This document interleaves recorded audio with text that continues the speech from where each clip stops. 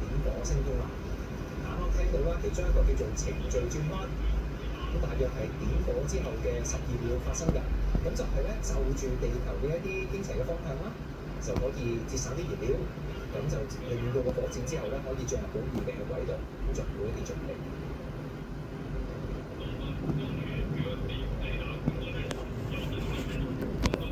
啱啱同教授都傾過啦，即係呢個點火到到升空嘅過程咧，係有佢太空人6至7倍嘅個人嘅體重咧壓落佢個身度。係咪即係要擺脱地球嘅嗰個地心吸力，就一定要有咁大嘅推動？冇錯啊！即係如果唔係，我哋冇可能上到太空，因為始終咧，我哋地球周圍咧都係有大氣層。咁大氣層對於我嚟講係無色無味，我哋平時都感覺唔到。但係如果我哋真係要離開地球表面咧，咁我哋要即係要超越佢咧，我哋要穿過佢咧，係一定要有極大嘅呢個力量。同時要逃逸呢個或者係逃逸咗我哋地面附近嘅地心吸力嘅影響，咁所以一定係要極大嘅呢個力量能源咧先可以上到去。國家都有2個發射場，即係而家我哋見到呢一個就係酒泉發射中心啦。另外就喺海南嗰邊都有一個，其實個緯度高低即係嗱，海南嗰邊近赤道啲啦，酒泉咧就偏北啲。咁其實佢兩者發射嘅時候會有唔同嘅咧，即係所需嘅能量啊，又或者我有啲目標嘅載荷要帶上去，係咪2個發射場有啲分工？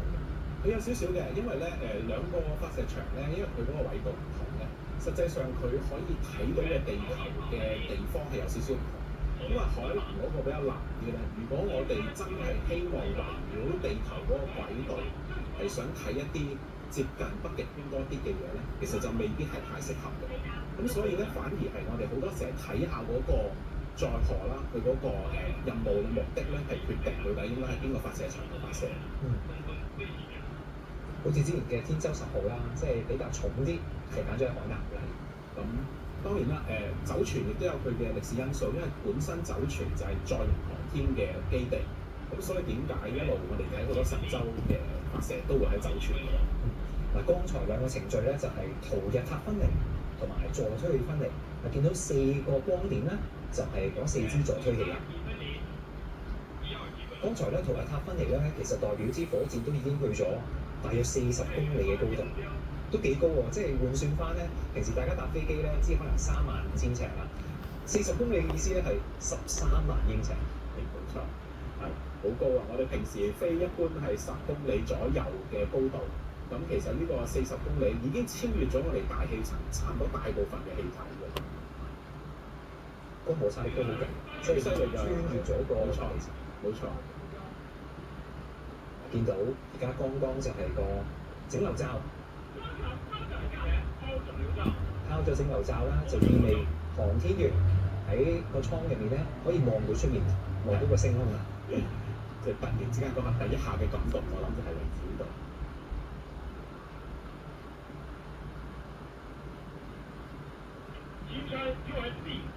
見到頭先個逃逸塔已經分離咗啦，其實嗰個係咪已經係唔可以翻轉頭啦？即係代表嗰一個已經係直衝㗎啦，一定要係往太空去啊！我諗咁講啦，即係既然逃逸塔都逃逸塔，顧名思義就係俾宇航員如果之前嘅步驟有啲咩問題要逃逸啦，咁我哋都抌得啦嚇，抌得嘅逃逸塔，咁即係話亦都應該講咧，今次咧應該又係另外一次好成功嘅發射，咁我哋就一路直往太空㗎啦。睇到啲好靚嘅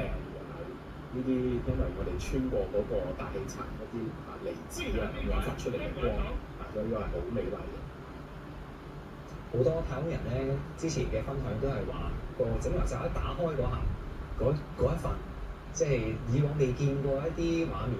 即係開始可能見到地球嘅一啲弧形啊等等，都係喺嗰一刻發生。